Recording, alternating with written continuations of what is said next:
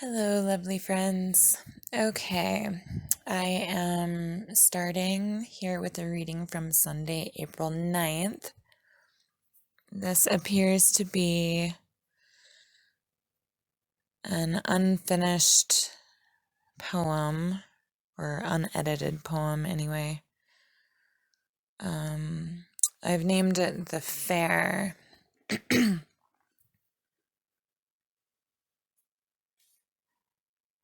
And again, this is unfinished. So, anyway, okay, The Fair. It waxes and wanes, it comes and goes, like the ocean tide, to and fro. There are lights and laughter that leave their mark, and then it's over and the shore goes dark. But who am I to say it's gone when it is me that lingers on? A glimpse, a flash, a fantasy, a phantasmagorical epiphany. I want to claim it, keep it, say it's mine. I will not let it go this time. But like sand through fingers, it will not hold. I cannot keep it, I am told. Because it is not I that wants to own. It is the mask on the face to which it has grown. When the clown takes off his nose at night and peers into the mirror with all his might, does he see the clown or does he see the man? Or does he see them both side by side, hand in hand? When the rides are still and the crowds are gone, will it be me that lingers on?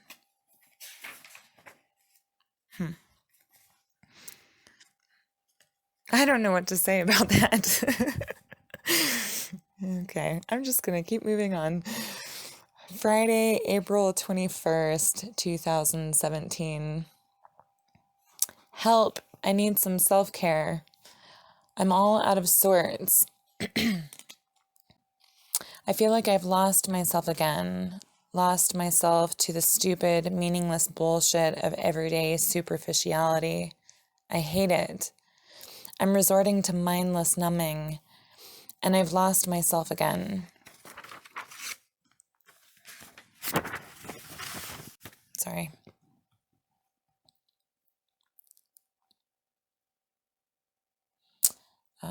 I've resorted to mindless numbing and I've lost myself again in it.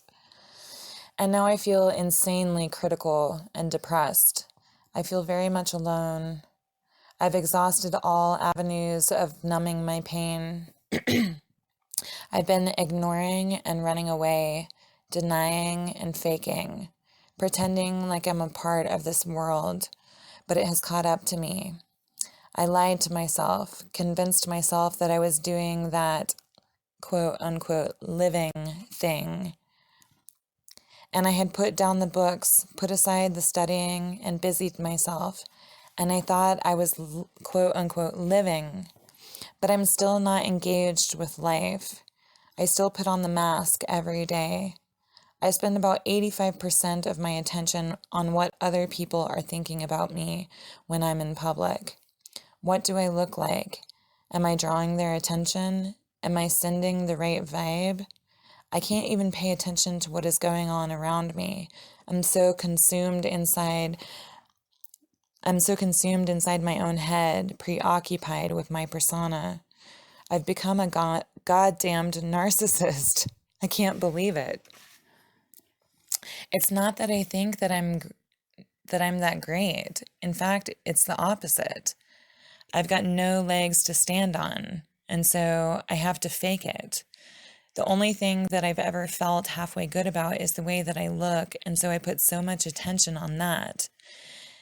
If I can get someone to see me, maybe they'll look twice and see that there is more to me. But I don't think that's what happens. What people probably see is this halfway pretty girl who thinks she's better looking than she actually is, and who tries way too hard to be noticed. I actually don't think I try that. This is in parentheses. I actually don't think I try that hard. It's not like I actually put much time or effort into how I look. In fact, I have actually let myself go. That's the end of the parentheses. I'm just distraught. I just think, no wonder I'm alone. I'll probably always be alone. This is the way I am. It's certainly not attractive. I'm just burnt out. It's hard to really even know what the problem was today.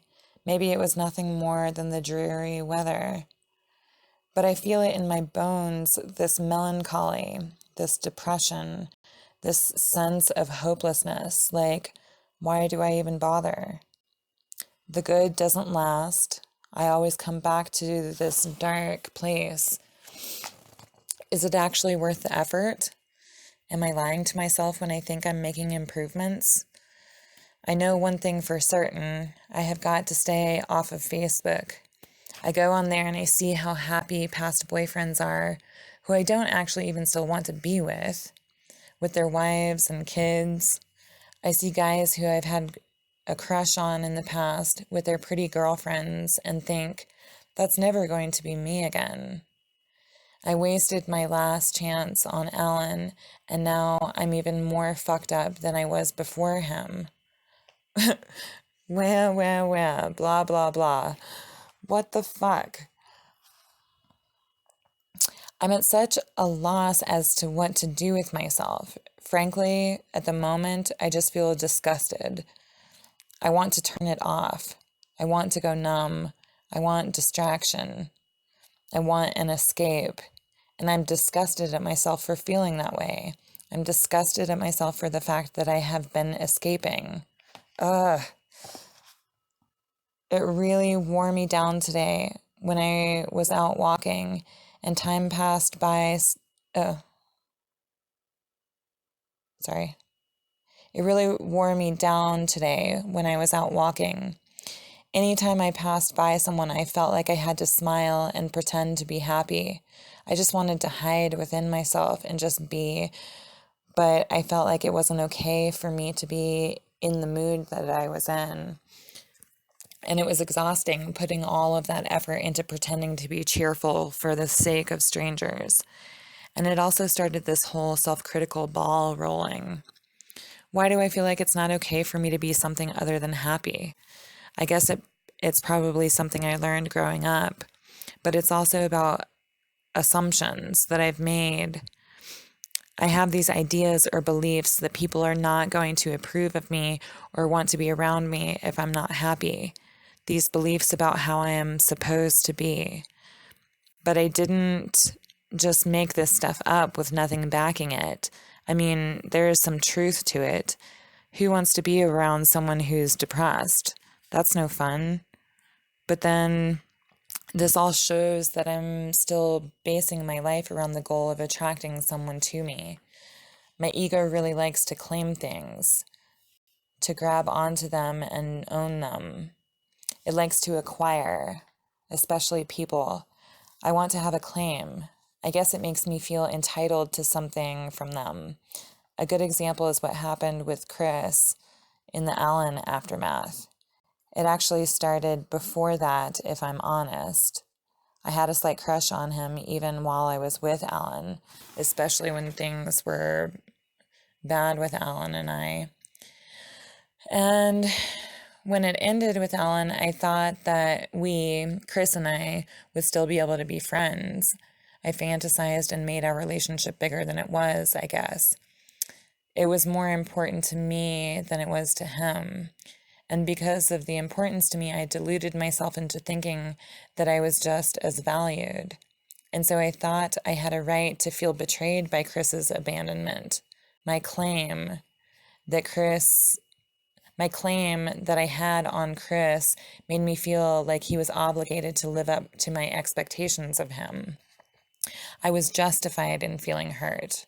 I mean, I was going through something really hard and needed my friends, and they weren't there. So yeah, that was hurtful.